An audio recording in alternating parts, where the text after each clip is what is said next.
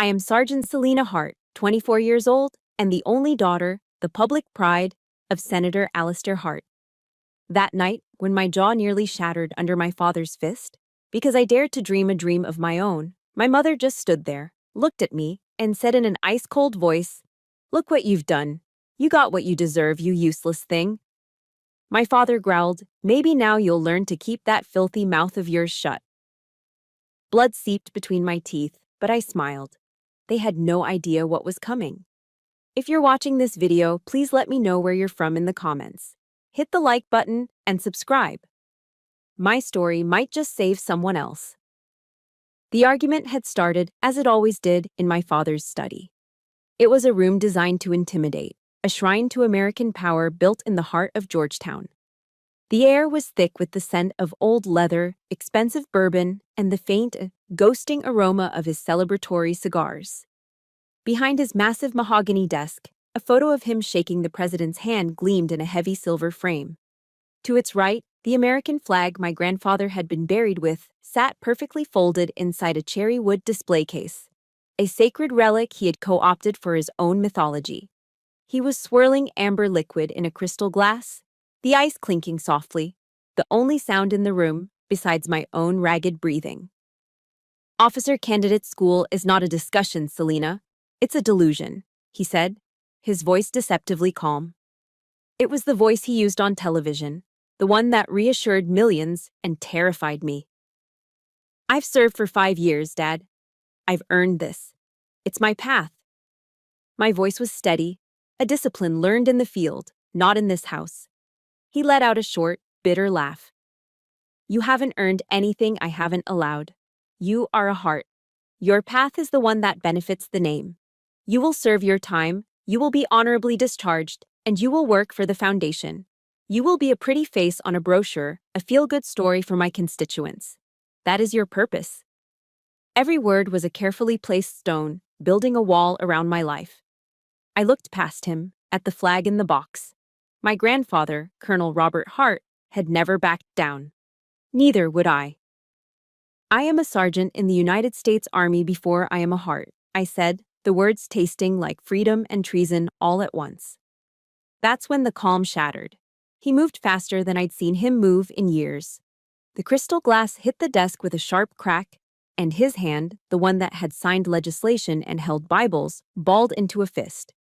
It wasn't just anger in his eyes, it was outrage. It was the fury of a king whose favorite possession had just talked back.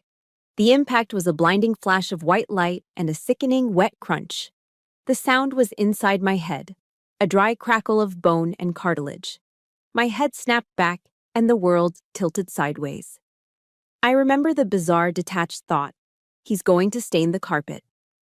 Then the cold, hard reality of the Italian marble floor slammed into my cheek, and the pain exploded. It was a hot, searing agony that radiated from my jaw through my entire skull. The metallic taste of blood, coppery and warm, filled my mouth instantly. For a moment, there was only the pain and the shocking cold of the floor.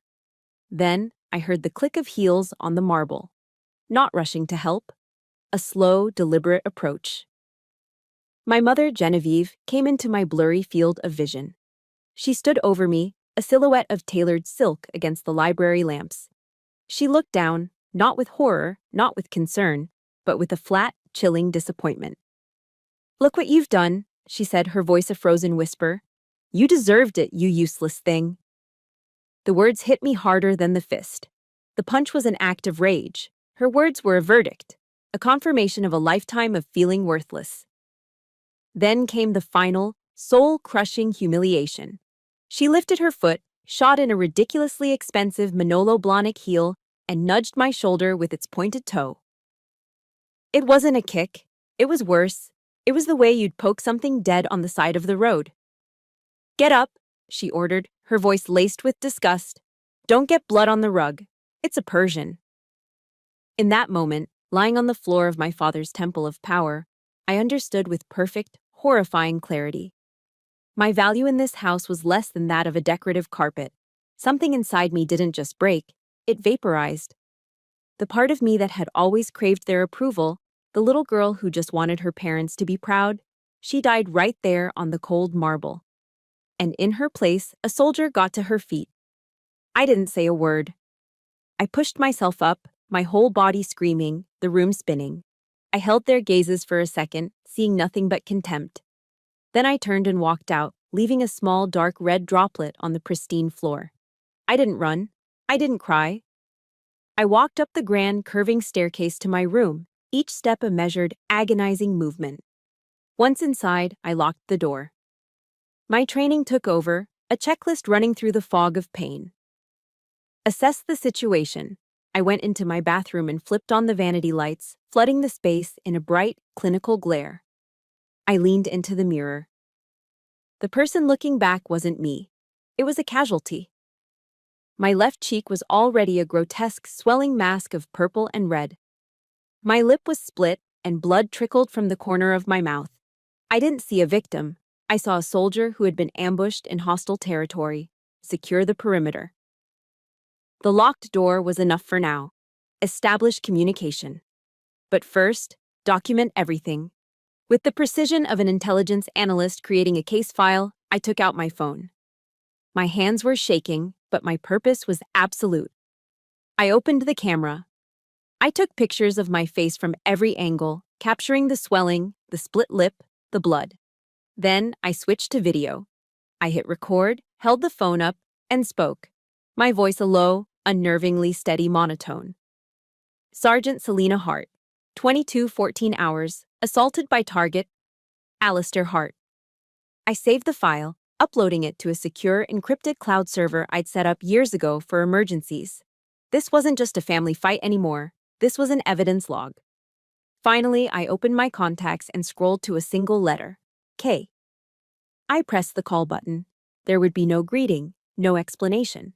Only the code we'd established for the worst-case scenario, the kind of situation you pray you'll never face. She answered on the first ring. Hex, this is Hart, I said, my voice clear and cold. Protocol, empty quiver. There was a half-second of silence on the other end, the sound of a professional mind processing the unthinkable. Empty quiver was a military term for a lost or stolen nuclear weapon. It was our code for the ultimate danger. Kira's voice came back, all business, stripped of any emotion but efficiency. Understood. En route. ETA 15 minutes. Disable all trackers. Fall back to Rally Point Bravo. The line went dead. The extraction had begun. Kira's apartment in Arlington, Virginia, was the polar opposite of my father's house. It was small, lived in, and a little chaotic, with stacks of books on cybersecurity threatening to avalanche onto the floor and a half-disassembled computer rig on her dining table.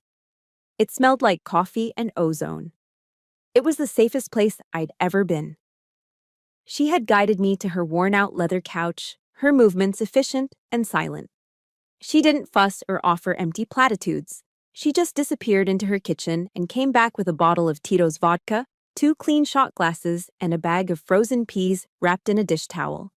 She placed the makeshift ice pack gently against my throbbing jaw, then set the bottle and glasses on the coffee table between us.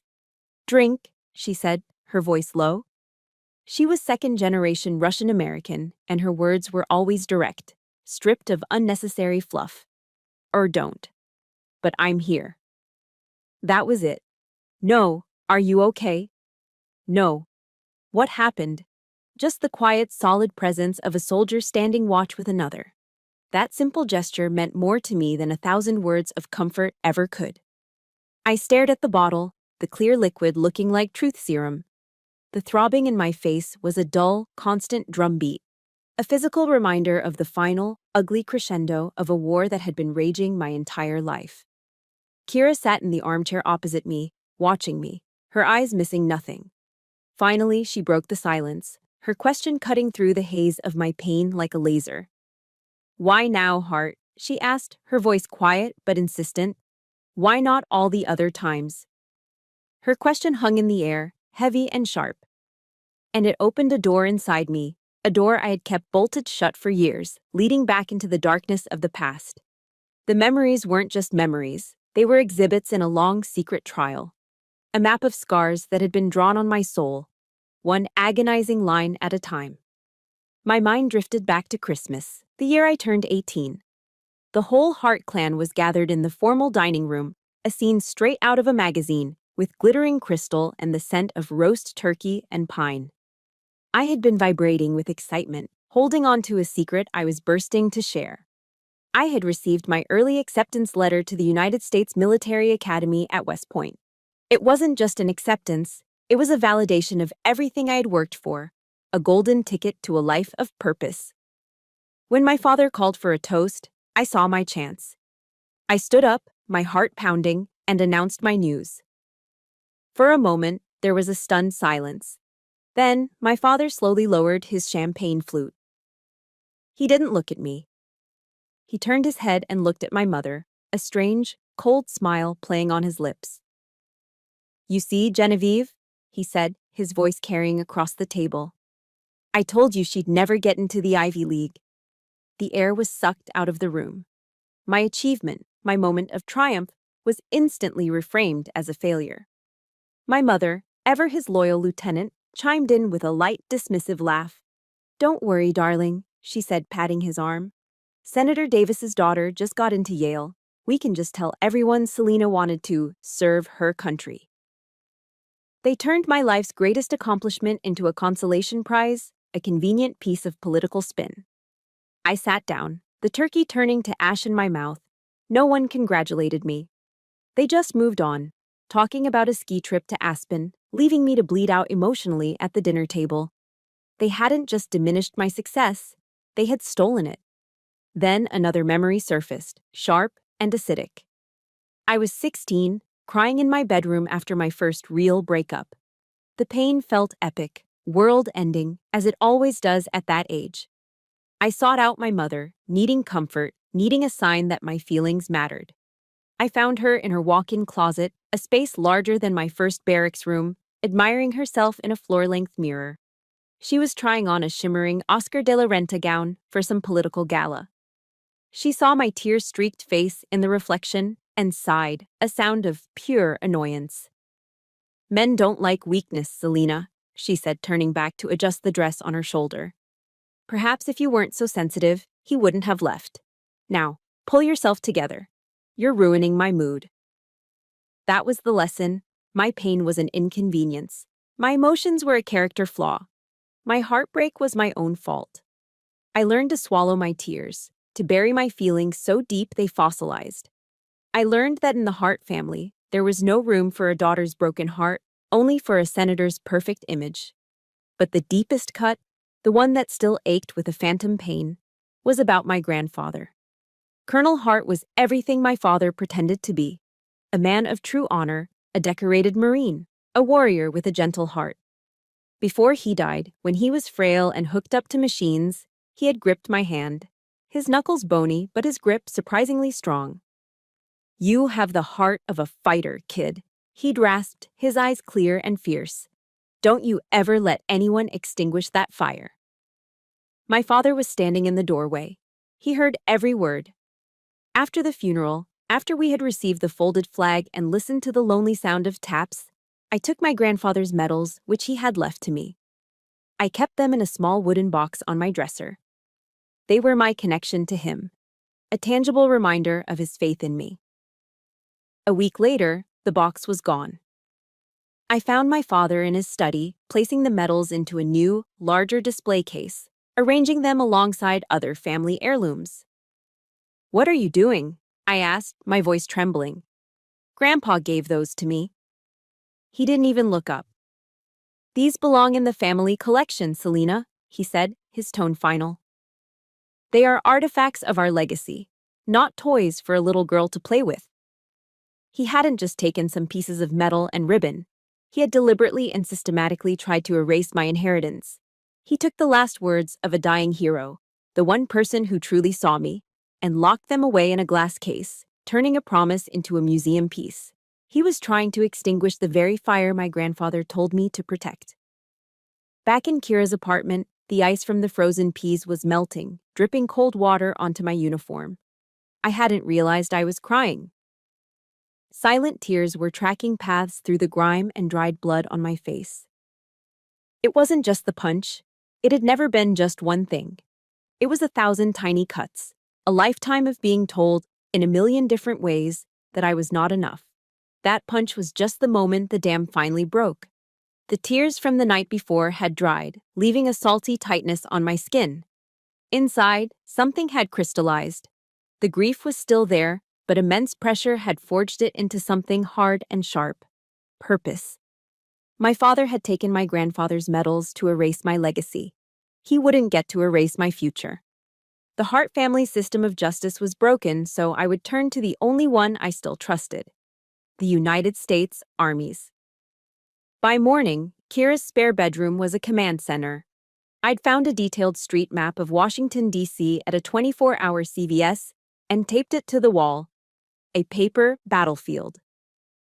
The dull ache in my jaw was a constant metronome, counting down the seconds I had to act. This was no longer a daughter's desperate escape. This was a military operation. I began to populate the map with colored pushpins, my movements precise. A red pin for my father's Senate office, a black one for the Capitol Hill Club, where he cut deals, yellow pins for the homes of his key political allies. I was using my intelligence training to map the target network, identifying nodes of power and potential vulnerabilities. I wasn't a victim anymore. I was a strategist. "What's the first move, Sergeant?" Kira asked from the doorway, holding 2 mugs of black coffee. "We weaponize the truth," I said, taking a mug. The hot ceramic felt good in my cold hands. "But through the proper channels. I need to talk to my CO." Kira nodded, already at her workstation. "Captain Vance, I'll set up an encrypted channel. Give me 5. While she worked, I focused my thoughts. I had to present this not as a family drama, but as a potential crime affecting a member of Captain Vance's unit. Kira gave me a thumbs up. I sat down, put in an earpiece, and took a deep breath. "Captain Vance," I began, my voice formal and steady. "Sergeant Hart, your location?" His voice was crisp, concerned. I was technically AWOL. "Sir, I'm in a safe, undisclosed location. I'm contacting you to report a situation that requires immediate guidance. I have evidence that a sitting member of Congress has physically assaulted an active-duty soldier." I paused, letting the words sink in. "Furthermore, I have reason to believe he is using his position to improperly influence and obstruct that soldier's military career. I respectfully request guidance on how to proceed with the Judge Advocate General's Corps." I had laid out the facts like a legal brief, never saying, "my father," or "he hit me." I used the cold, official language of the Uniform Code of Military Justice. There was a long silence. I could almost hear the gears turning as he processed the implications. This wasn't a domestic dispute. This was a potential high-level scandal. "Understood, Sergeant," he finally said, his tone shifting to serious. "Stay where you are. Maintain radio silence. I will make a call. Expect contact from a representative of the JAG office within 24 hours. The line cut. The first domino had been pushed. A wave of relief washed over me, immediately followed by a cold dread. I had just officially declared war. The counterattack came faster than I expected, and it wasn't a fist. It was a quiet, digital execution. An hour later, I tried to order a pizza online. My debit card was declined. I tried again. Declined. A knot of ice formed in my stomach. I logged into my Bank of America account. A stark red banner flashed across the screen. "Account frozen due to suspicious activity." He hadn't even needed to call me. He just picked up the phone, spoken to some vice president who owed him a favor, and with a few words, he had cut my financial lifeline. The account was a joint one, set up when I was a teenager, a leash I had never realized was still around my neck. He was trying to starve me out, to make me so desperate I'd have to come crawling back. The isolation was suffocating. He was a ghost, an invisible force that could close any door. I stared at the screen, the reality of my situation crashing down. I was a soldier with no resources, a fugitive with no money. Kira saw the look on my face. She walked over, glanced at the laptop, and her expression hardened. She said nothing. She just walked to her purse, pulled out her wallet, and took out her personal American Express card. She placed it firmly on the table, in front of me. "Use it," she said, her voice leaving no room for argument. gas, food, whatever you need. We're a team. We'll settle the debt after we've won the war. Her loyalty was a shield, the logistical support my one-woman operation desperately needed. I looked at the credit card, a simple piece of plastic that represented a trust my own family had never shown me. The next day, the call came from a secure number. A woman's voice, professional and direct. Major Isabel Rosie, JAG Corps. She gave me a time and an address for a meeting, a nondescript office building near Fort McNair. I arrived 15 minutes early, dressed in my most formal uniform. The office was exactly what I expected. Government-issue gray carpet, functional metal furniture, and the faint smell of burnt coffee. It was a world away from the polished mahogany and smug power of my father's study. Major Rossi looked like she ate regulations for breakfast. Her dark hair was pulled back in a severe bun, her eyes sharp and intelligent. She didn't shake my hand, just gestured to the chair opposite her desk. She had me recount the events, her face impassive. I delivered the report with the same clinical detachment I'd used with Captain Vance. When I was finished, she was silent for a long time, her fingers steepled under her chin. Then she looked up. Her sharp eyes didn't focus on my face, but directly on the still livid bruise discoloring my jaw. "I don't care who your father is, Sergeant," she said, her voice clear and hard as steel. "In this office, you are a soldier in the United States Army, and you are a soldier who needs protection. Now, let's start from the beginning, and this time, don't leave anything out." For the first time in my entire life, I felt like someone in a position of authority was actually on my side. It wasn't victory. It wasn't even the beginning of the battle. But it was a flicker of light in the suffocating darkness. It was a single, invaluable asset on the battlefield. It was hope. I sat frozen in the government issue chair, the echo of Major Rossi's final words hanging in the sterile air. A soldier who needs protection. For 24 years, I'd been a daughter who needed protection and never received it. Now, a stranger in a uniform was offering me the one thing I'd always been denied. Major Rossi was a woman of action. She reached for her desk phone, her movements sharp and decisive. She didn't just listen, she believed me. "First things first, Sergeant," she said, her eyes fixed on mine. "We're going to establish a wall. There's a tool called a military protective order, an MPO. It's a lawful order, signed by a commander, that will prohibit Senator Hart from contacting you or coming near you on any military installation. On base, the Army is your fortress. We're going to make sure its walls are high." My breath hitched. A fortress. The word was so powerful, so alien. My home had been a battlefield. This woman was offering me a sanctuary. Then she picked up the receiver, dialing an extension. "This is Major Rossi with the JAG Corps. Connect me to the Provost Marshal's office at Fort Belvoir, please." My heart hammered against my ribs. "Yes, this is Major Rossi," she said, her voice ringing with authority. "I need to make a preliminary report. I have a sergeant in my office who is being threatened by a high-profile family member." She paused, then delivered the payload, her words clear and precise. "I want an official record started. The soldier's name is Sergeant Selina Hart. The name of the subject is Senator Alistair Hart." Hearing her say his name, not as a title, but as the subject of a complaint, was like a pressure valve releasing inside my chest. For the first time, the truth wasn't just my secret, it was real. It was on the record. It was spoken aloud by someone who mattered. A single, hot tear escaped and slid down my cheek. When the call was done, Rossi stood up. "You've been through enough for one day. You shouldn't be alone. Let me buy you lunch." I was too stunned to argue. She drove us into Old Town Alexandria, pulling up to a classic American diner, the kind with red vinyl booths and a comforting clatter of plates. It was called the Old Guard Diner, filled with a mix of locals and a handful of older men wearing hats that identified them as veterans. We slid into a booth. The air smelled of coffee and frying bacon. It was the most comforting smell in the world. We didn't talk about the case. She asked me about my unit, my training. It was normal. The waitress took our order, 2 cheeseburgers, fries, and 2 Cokes. Simple. Real. As we ate, I noticed an elderly man sitting alone at a nearby table. He wore a faded Vietnam veteran cap and had been watching us quietly. He saw the dark, ugly bruise on my jaw. His eyes, full of a history I could only imagine, met mine. He didn't stare. He just gave me a slow, deliberate nod. A nod of recognition, of respect.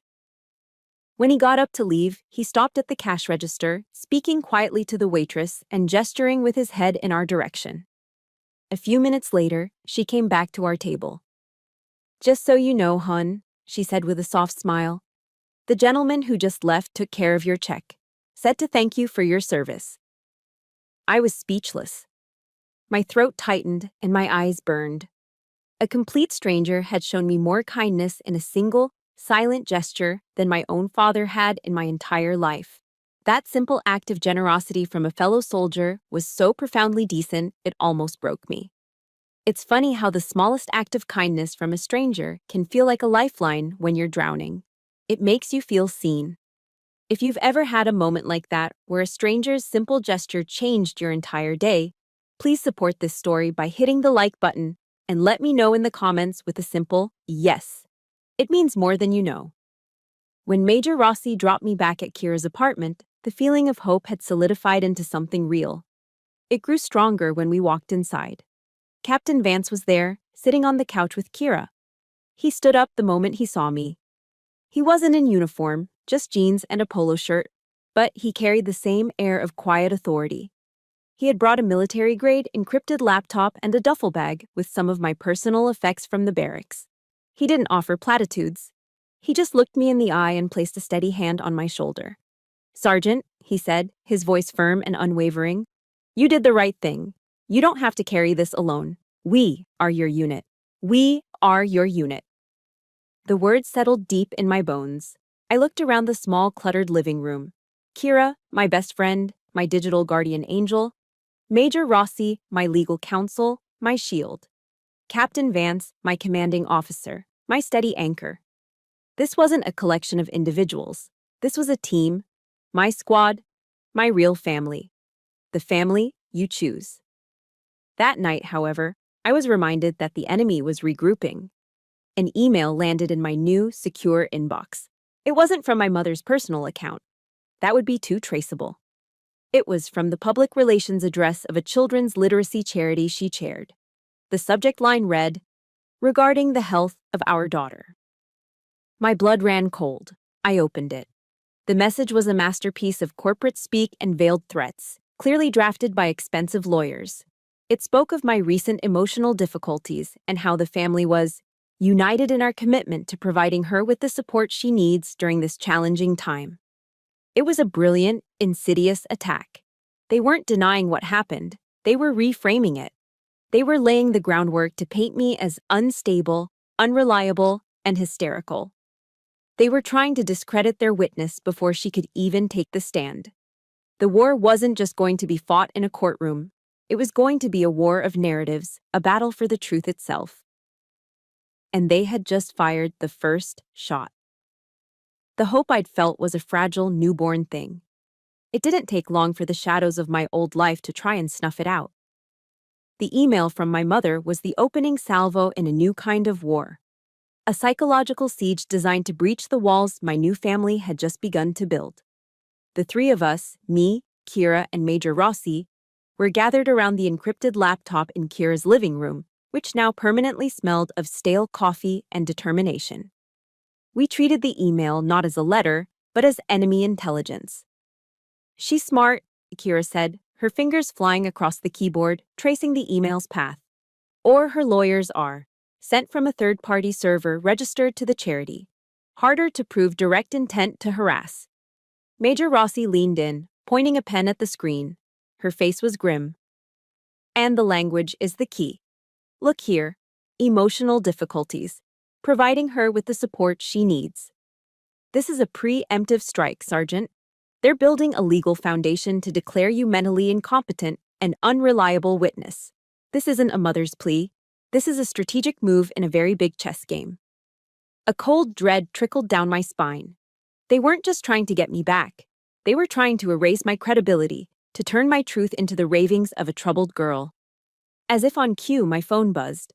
The caller ID was a name that made my breath catch: General Mark Peterson, a retired four-star general my father served on a committee with, a man I respected deeply.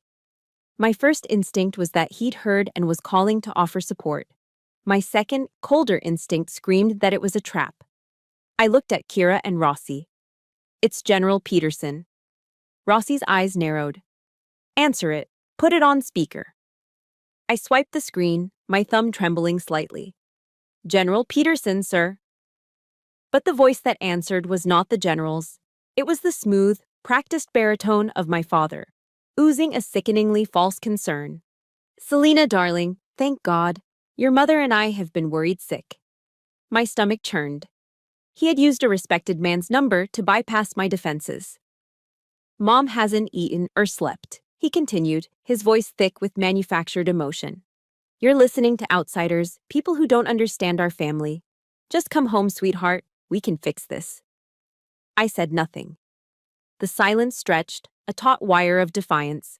I could hear his breathing, and I knew the mask was about to slip. His tone changed, the warmth evaporating, replaced by a chilling edge of steel. "Don't make me do things we'll both regret, Selina," he hissed, his voice low and menacing. "I built you. I can just as easily destroy you. Don't test me." He hung up. The threat lingered in the air like poison gas, but the main assault was yet to come. 2 days later, a courier delivered a package. It was a heavy, elegantly wrapped box. My name was written on the tag in my mother's perfect, flowing script. Inside, nestled in tissue paper, was a leather-bound photo album. On top of it, a handwritten letter on her thick, cream-colored personal stationery, the kind with her initials embossed in gold. My hands shook as I opened it. "My dearest Selina," it began. "Do you remember these days, when you were my sweet little girl? Before you became so hard, so ungrateful." My eyes scanned the album. There I was, a gap-toothed 7-year-old on a pony in Martha's Vineyard. There we were, a perfect family smiling in front of a giant Christmas tree. Each photo was a carefully curated piece of propaganda, a testament to a happy childhood that had never really existed. They were weapons disguised as memories. I went back to the letter, my vision blurring. "Your father has sacrificed everything for you. He has given you a life anyone would dream of. And this is how you repay him? By shaming him? By trying to ruin everything he has built? You are breaking his heart, Selina. You are killing your mother." The final line was a dagger. "You are killing your mother." It was the ultimate emotional blackmail, a tactic she had perfected over years, designed to trigger the deep-seated guilt she had programmed into me. And for a moment, it worked. The soldier in me vanished, and the broken little girl took her place. A wave of nausea and self-loathing washed over me. Was she right? Was I the monster? The ungrateful daughter destroying her family? The carefully constructed walls of my resolve began to crumble. The words on the page were like acid, eating away at my determination, leaving only a familiar, suffocating shame. I didn't realize I was gasping for air until Kira's hand was on my shoulder. She had been watching me, her face a mask of cold fury. She didn't try to comfort me. She acted. She reached down and took the photo album from my trembling hands, closing it with a decisive snap. "This is not a memory," she said, her voice sharp and certain. "This is ammunition, and you are not going to let it hit you." She took the letter, folded it, and held it out. "This is not a mother's letter. This is evidence of coercion and emotional manipulation. We're giving it to Rossi." She then went to the kitchen and came back with a glass of cold water. "Drink," she commanded gently. "Breathe. Remember your training. You are a soldier under psychological attack. Analyze the threat. Don't become the casualty." Her words were a bucket of ice water, shocking me out of the emotional spiral. She was right. This was a tactic. The album, the letter, the phone call, they were all coordinated attacks, designed to exploit a known vulnerability, the part of me that still, foolishly, wanted to be their daughter. I took the water, the cold glass steadying my hand. I looked at the closed album on the table. It was just an object.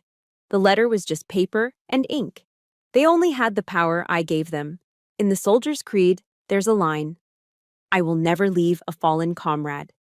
In that moment, I realized the fallen comrade I'd been about to abandon was myself, the scared, broken girl who had finally found the courage to fight back. I couldn't leave her behind now. My resolve hardened, no longer brittle, but forged stronger in the fire of their attack. They had meant to break me. Instead, they had just shown me exactly what I was fighting against. The psychological ammunition my parents had fired, the album, the letter, the threatening phone call, had been neutralized thanks to Kira. My resolve was hardening, but I still felt like a soldier in a defensive position, hunkered down in a trench, waiting for the next barrage. I didn't have to wait long. The next attack wasn't just a shell, it was a tactical nuke aimed at the very heart of who I was. It arrived the next morning, not as a phone call or a package, but on the front page of the Washington Post's lifestyle section. Kira brought her tablet into the living room, her face grim. She didn't say anything, she just handed it to me. There he was. My father, Senator Alistair Hart, standing at a podium, draped in American flags. His face was a mask of contrived sorrow, a single perfect tear tracing a path down his cheek. The headline read, Senator Hart announces PTSD charity in honor of war hero father. My blood turned to ice water in my veins. I read the article, each word a physical blow. He spoke of his father, Colonel Robert Hart, as a true American hero. He talked about the silent struggles of our nation's warriors. And then came the line that made me want to vomit. As the father of a soldier currently facing her own significant mental and emotional challenges, he said, his voice reportedly breaking with emotion, I understand more than most the importance of supporting our brave service members.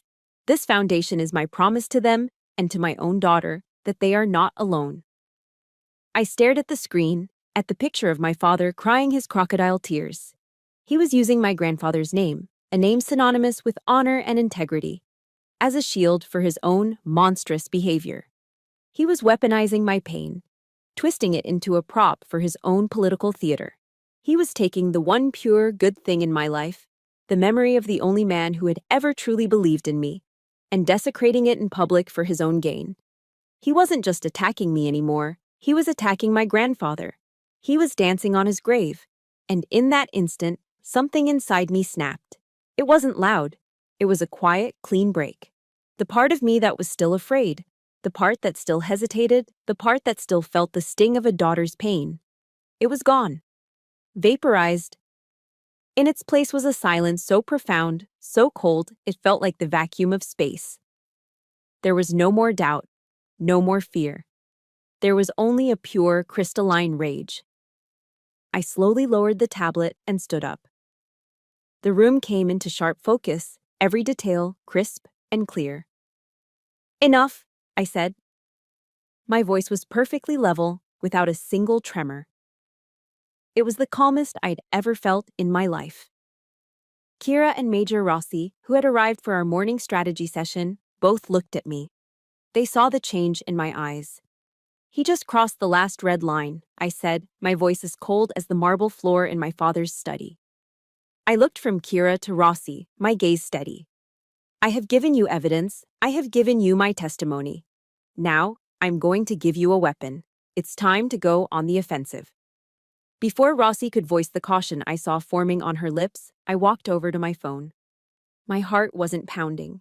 It was beating with a slow, steady, and powerful rhythm, like a drum beat before a charge. My training, my instincts, my very soul told me this was a move I had to make myself. I dialed his number. He answered on the second ring, his voice dripping with smug satisfaction. See, Selena, I knew you'd come around. The whole world is on my side. We can put this all behind us. I cut him off. My voice was not the voice of his daughter. It was the voice of a soldier identifying her target. Listen to me very carefully, Alistair, I said, the name feeling foreign and correct on my tongue. You are not my father anymore. You are a target. You made a fatal mistake when you used my grandfather's name. You have desecrated the memory of a better man than you will ever be, and in doing so, you have awakened something you cannot control. Now you listen to me, you little— No, I said, my voice dropping to a near whisper, laced with the promise of absolute destruction. You listen. I am no longer defending. I am attacking. I'm not just going to get my future back. I am going to dismantle everything you have built on a foundation of lies. I will burn it all to the ground. I hung up before he could utter another word, severing the connection. There are moments in life when you have to fight, not just for yourself, but for the honor of someone you love. It's a line that, once crossed, changes everything.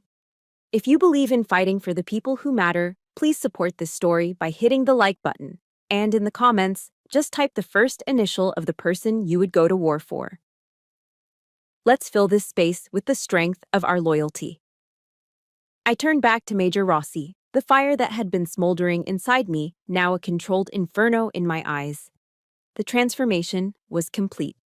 The frightened daughter who had cried on Kira's couch was dead and buried. Sergeant Hart, the soldier, the strategist, the weapon, was now fully in command.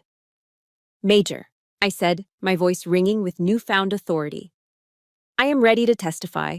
I am ready to go public with everything. The photos, the video, the recording of his threats, the letter from my mother. All of it. I took a step closer, my gaze locked with hers. Find me the biggest, brightest stage in this city, I declared, and I will turn it into a landing zone for my own rescue and the graveyard for his career. My declaration of war hung in the air of Kira's apartment, a promise and a threat. The time for defense was over. The time for reacting was over. Now we would set the terms of engagement. We would choose the battlefield, and we would win. The shift in energy was immediate. The quiet support network of the past few days transformed into a focused, operational unit. Kira's living room was no longer a safe house. It was a bona fide war room. The map of DC on the wall was our theater of operations. We were no longer just friends helping a friend. We were a team with a mission. Major Rossi, ever the strategist, assumed the role of our legal commander. She paced the small room, outlining the legal ramifications, the potential charges, and the media strategy. We have assault, witness tampering, and now, with this foundation, a clear case for defamation and misappropriation of a veteran's legacy, she explained, her voice sharp. But the public stage is where we'll win this, not just the courtroom. Kira became our intelligence and logistics officer. Hunched over her multiple monitors, she was a whirlwind of silent, focused activity, her fingers a blur on the keyboard. She was our digital ghost, moving through the ones and zeros of the internet to gather information and secure our communications. Captain Vance, who had rejoined us, was our senior military advisor. He provided the crucial link to the world I came from, offering insights into the Army's perspective and leveraging his network to support our cause from the inside. And me? I was the operation commander. The final decision on every move was mine. For the first time in my life, I wasn't taking orders from my father or reacting to my mother's manipulations. I was giving the orders. I was in control. The feeling was terrifying and exhilarating. All right, team, let's get to it, Rossi said, clapping her hands together. Our target has given us a gift. We need to find the perfect time and place to open it. What's his next big public appearance? Kira didn't even look up from her screen. Already on it, he's the keynote speaker at the annual Patriots Legacy Fundraising Gala, 2 weeks from tonight. She spun one of her monitors around to face us. A glossy web page filled the screen, featuring a smiling photo of my father and mother. Rossi leaned in, a slow, predatory smile spreading across her face. And the venue? The National Museum of American History, Kira answered. Main atrium. All the major DC press will be there. Every big money donor, every lobbyist, every political power player in a 500-mile radius. Rossi looked at me. There it is, Sergeant. That's your stage. The biggest and brightest in the city. We all knew it instantly. It was perfect. The irony was almost poetic. My father's empire of lies would come crashing down in the very museum dedicated to the nation's history, surrounded by the symbols of the country he claimed to serve. That's our H hour, I said, the military term for the designated start time of an operation feeling right on my tongue. The moment he steps up to that podium to give his speech. The plan was beginning to take shape, but I knew we needed more. My word against a powerful senator was a start, but it could still be dismissed as a bitter family dispute. We needed something to corroborate his pattern of abuse, something to show this wasn't an isolated incident. As if reading my mind, Captain Vance cleared his throat. He'd been quiet until now, observing. "There might be something else," he said, his expression serious. "Another weapon for our arsenal." We all turned to him. "Your story has been circulating quietly," he began carefully. "It's given someone else courage. A staff sergeant from the 3rd Infantry Regiment. Last year, he filed a complaint against the son of one of your father's biggest campaign donors for conduct unbecoming. A week later, the complaint vanished, and the sergeant was hit with sudden transfer orders to a remote base in Alaska. His career was effectively sidelined." My heart started to beat faster. "He was too scared to fight it then," Vance continued. "He knew who he was up against, but he heard about you. He knows you're fighting back. He's willing to provide a sworn affidavit detailing how Senator Hart used his influence to obstruct justice and retaliate against a soldier for doing his duty." The room was silent. This was a game changer. It proved a pattern. It elevated my case from a personal tragedy to an example of systemic corruption and abuse of power. I wasn't just a daughter fighting her father anymore. I was a soldier fighting for another soldier. "Get the affidavit," I said to Rossi, my voice hard as stone. "We'll add it to the file." Now, all the pieces were in place. All that was left was the infiltration plan. Kira spun back to her monitors. "The event is being managed by Capital Events, Inc. I've been looking into their network infrastructure."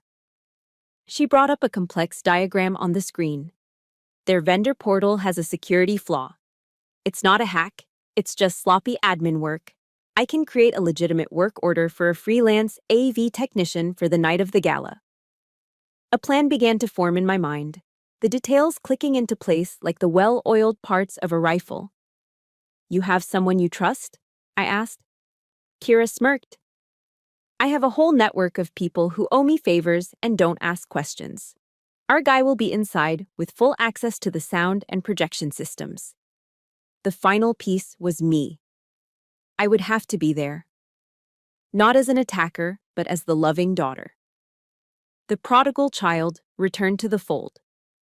"I'll attend the gala with them," I said. "On their arm. I'll be the picture of the proud, supportive daughter. They'll be so busy showing me off, they won't see the knife coming." Rossi nodded, understanding immediately. "They'll invite you on stage. It's too good a photo op for him to resist. The powerful senator, his war hero daughter, all in the name of charity."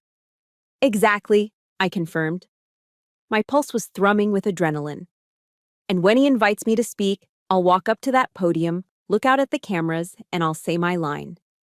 Kira looked at me, her eyes gleaming. "What's the signal?" "I'll thank him," I said, a cold smile touching my lips.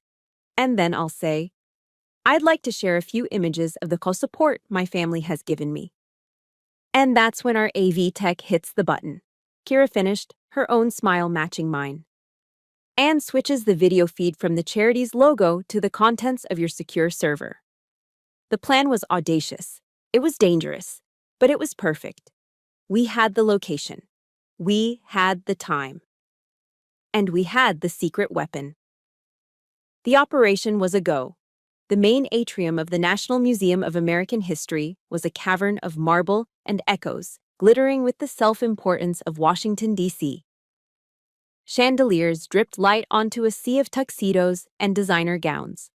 High above it all, suspended in a climate-controlled chamber of reverent silence, was the original Star-Spangled Banner, its ancient, fragile fabric a testament to the nation's endurance. It was under the gaze of this sacred symbol that my father had chosen to celebrate his own legacy. It was here that I would burn it to the ground. I felt like a ghost walking into my own life. Dressed in my Army service uniform, the deep blue fabric crisp and severe, the medals on my chest polished to a high gleam, I was the perfect prop. The bruise on my jaw had faded to a pale, yellowish shadow, easily concealed with a touch of makeup.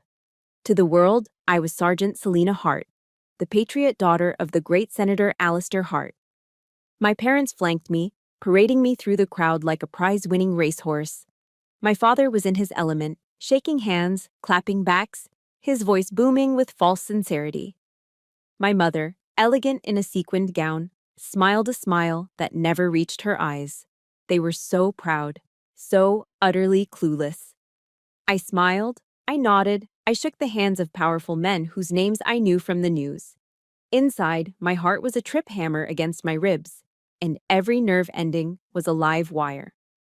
I was an operative, deep behind enemy lines, my face a calm mask, my mind a cold, calculating machine. Finally, the moment came. The lights dimmed, and a spotlight found my father at the podium. He launched into a soaring speech, his voice resonating with practiced emotion. He spoke of family, of sacrifice, of the legacy of service his own father had passed down. He was magnificent. He was a liar. "And now," he said, his voice catching, a masterful touch of theatricality, "I want to invite to the stage the pride and joy of my life, a true American hero, my daughter, Sergeant Selena Hart." A wave of applause washed over me. Every eye in the room was on me. I walked toward the stage, each step measured and steady. I felt 1,000 lifetimes pass in that short walk. I reached the podium and stood beside him, the heat of the spotlight like an interrogation lamp. He leaned in close, the smell of bourbon on his breath, and whispered. His voice a venomous hiss meant only for me. "Say what I told you to." This was it. He hour. I stepped up to the microphone, my gaze sweeping across the sea of faces, past them to the cameras in the back of the room. I took a slow, deliberate breath, letting the silence hang for a beat too long. "Thank you, Father," I said, my voice clear and steady, amplified throughout the cavernous hall. To speak on the subject of sacrifice, I'd like to share a few images of the support my family has given me. That was the signal. Behind us, the massive projection screen that had been displaying the glittering logo of the foundation suddenly flickered and went black. A collective gasp rippled through the audience. Then it flashed back to life. But it wasn't the logo. It was a picture. A high-resolution, brutally clear photograph of my face, taken the night of the assault. The grotesque swelling, the split lip, the dark, ugly purple of the bruise. A dead, profound silence fell over the atrium. It was so quiet I could hear the hum of the air conditioning. Every smile was frozen, every glass was held midway to a pair of lips. Then, the image on the screen changed. It was now the video I had recorded in my bathroom. My own voice, calm and clinical, echoed through the hall, a stark contrast to the mangled face on the screen. Sergeant Selena Hart, 22:14 hours, assaulted by target, Alistair Hart. A wave of shocked murmurs swept through the crowd, but the final blow was yet to come. The screen went black again, but the speakers crackled to life. It was the audio from his phone call, digitally cleaned and amplified. My father's voice, no longer the smooth baritone of a statesman, but the low, menacing snarl of a predator, filled the room. "Don't make me do things we'll both regret, Selena. I built you. I can just as easily destroy you." The dam broke. The silence shattered into 1,000 pieces of chaos. Gasps turned into shouts of outrage. The frantic, blinding flash of cameras erupted from the back of the room, a relentless strobe light capturing the implosion of a dynasty. My father stood frozen, his face a mask of disbelief, the color draining away until he was as white as the marble floor. My mother looked like she had seen a ghost, her hand flying to her mouth, her eyes wide with pure, unadulterated horror. And in that perfect, beautiful moment of pandemonium, they arrived. 2 uniformed military police officers entered from a side door, moving with a calm, unstoppable purpose. They were led by Major Isabel Rossi, her face set like stone. They didn't run. They walked directly toward the stage, parting the chaotic crowd like a ship through water. They mounted the steps. The camera flashes were now a continuous, blinding wall of light. Major Rossi stopped directly in front of my father, her presence radiating an authority that dwarfed his. She didn't shout. She didn't have to. Her voice, crisp and official, cut through the noise like a surgeon's scalpel. "Senator Hart, she said, loud enough for the nearest microphones to pick up. My name is Major Rossi with the Army JAG Corps. You are being taken into custody pending an investigation into the assault of an active-duty U.S. Army soldier. His empire was gone. His legacy was ashes. His world had ended, not with a bang, but with the quiet, decisive click of handcuffs. The explosion at the museum had been loud, chaotic, and brutally public. The aftermath was a deafening silence. The day after the gala, or the heart attack, as the media had gleefully nicknamed it, I sat on Kira's couch, watching the event play out on a loop on every news channel. The triumphant adrenaline of the night before had evaporated, leaving behind a hollow, bone-deep exhaustion. There I was, in my crisp blue uniform, a stoic soldier on the screen. There was my father, his face a crumbling mask of disbelief as the MPs led him away. It was a victory. It was a complete and total vindication. So why did I feel so empty? Kira watched me watch the news, her expression unreadable. On the screen, a talking head was analyzing my motives. Online, the comment sections were a cesspool. To half the world, I was a hero, a whistleblower, a symbol of courage. To the other half, I was a traitor, a fame-hungry, ungrateful daughter who had publicly executed her own father. The words, even from strangers, stung with a familiar venom. Kira saw me flinch. She picked up the remote and the screen went black. "Don't read it, don't listen," she said, her voice firm. "Mission accomplished, Sergeant. Now it's time for R&R, rest and recovery." But the war wasn't over. The enemy had just changed tactics. 2 days later, a call came from Major Rossi. My mother, Genevieve, had been trying to reach me through her lawyers. She wanted to talk. Against Rossi's advice, I agreed to take the call. Some part of me, a foolish, stubborn part, needed to hear what she had to say. Her voice, when it came through the phone, wasn't cold or angry. It was worse. It was wet with tears, choked with a theatrical sorrow that was as fake as the photos in her album. She didn't apologize. She didn't ask if I was okay. She begged. "Selena, please," she sobbed. "You have to stop this. Tell them it was a misunderstanding. Your father, he's lost everything. His seat, his reputation, everything is gone." I listened, my own heart a cold, heavy stone in my chest. I waited for a single word of remorse, a hint of responsibility. It never came. "Don't you have any pity?" she cried, her voice rising in desperation. "After everything we've given you, you owe us this, Selena. You owe it to this family to fix what you've broken." And there it was. You owe us. The two words that had been the shackles around my life, the debt I could never repay. But standing there in the quiet of Kira's apartment, I realized the truth.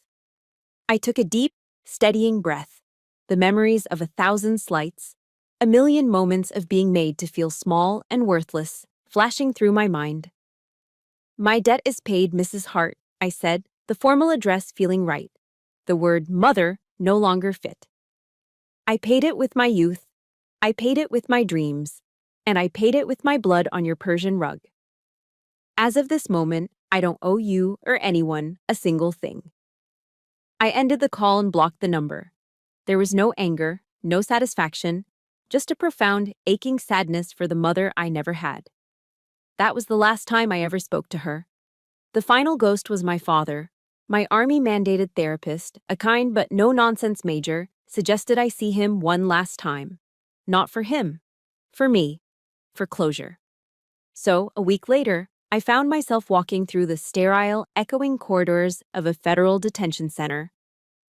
The man I met in the visitation room was not the titan who had dominated my life.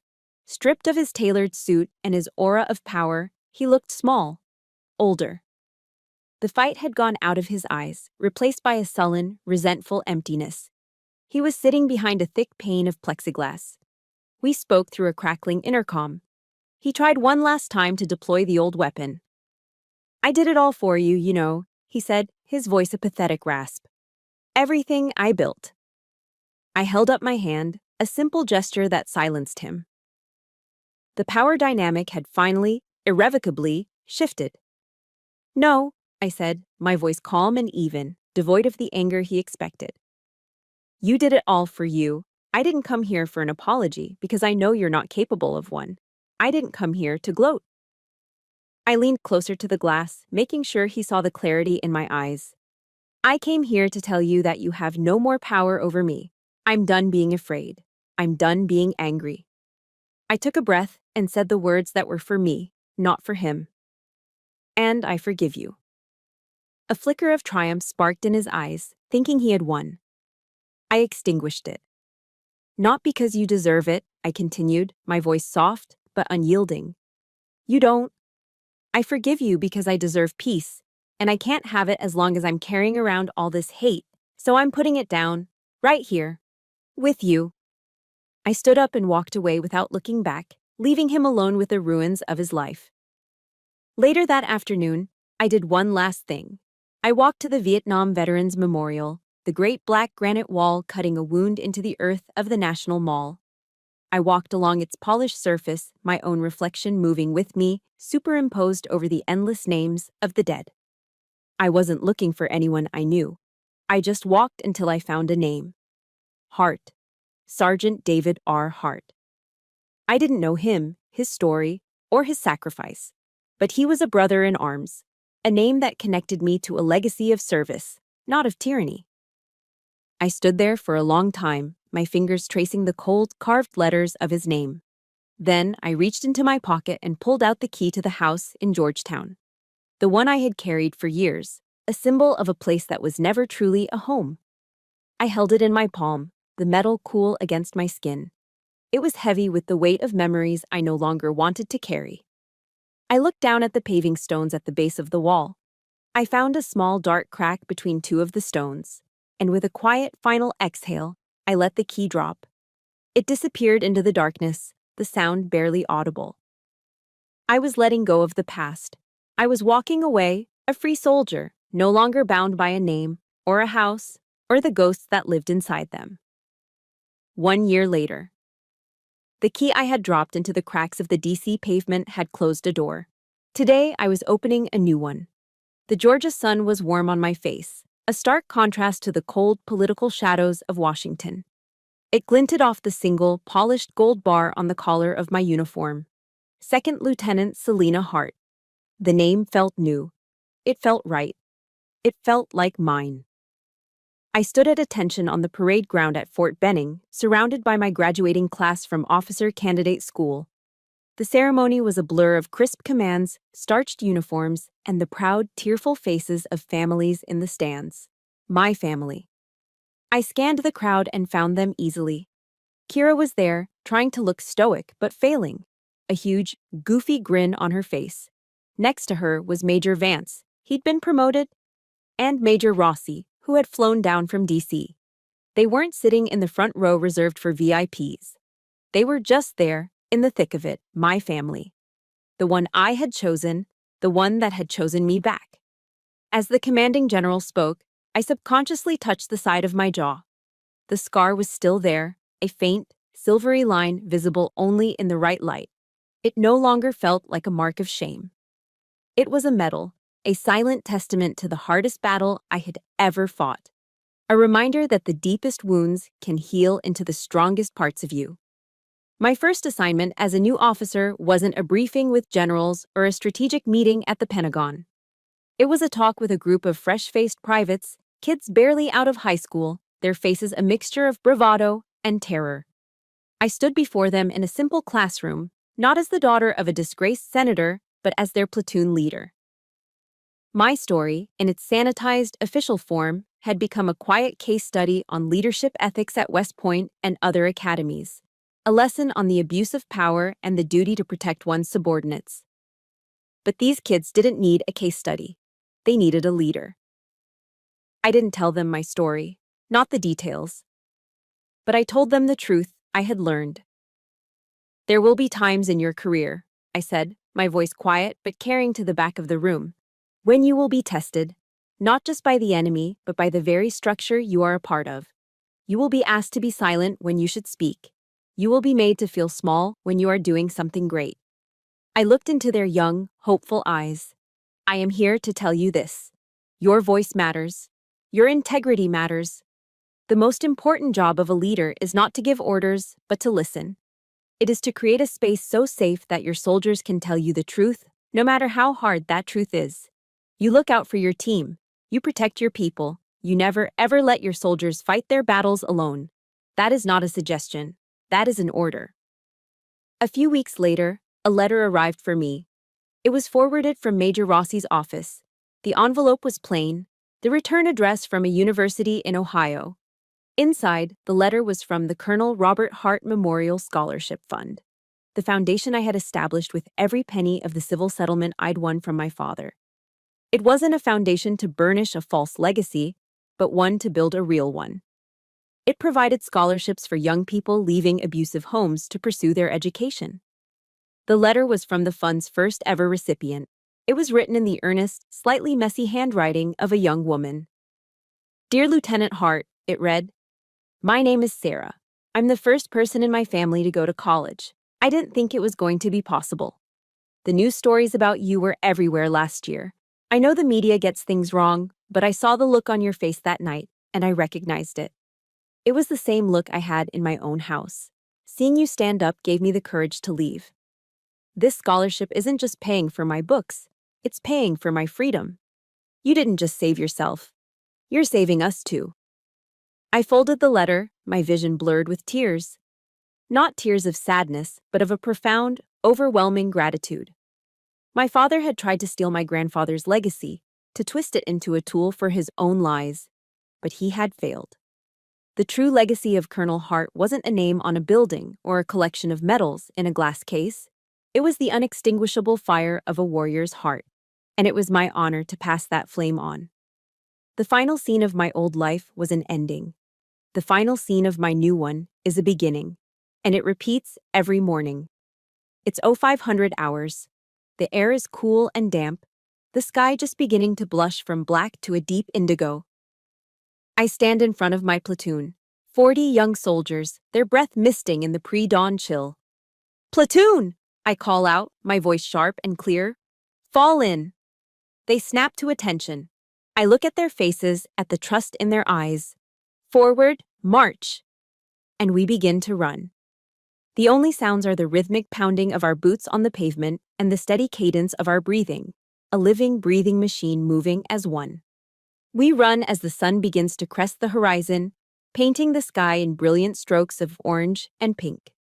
I look at the soldiers running with me, their faces a mixture of sweat and smiles, and I feel a sense of peace so deep it settles in my bones. I am no longer running from a dark past. I am leading them, and they are leading me, toward the future. I had found my freedom, not by escaping the army, but by becoming the very best part of it. I had learned that you don't find the light at the end of the tunnel. You fight your way through the darkness, and you make the dawn yourself. My story began in a dark, silent room, but it ends here in the light of a new day that I built for myself.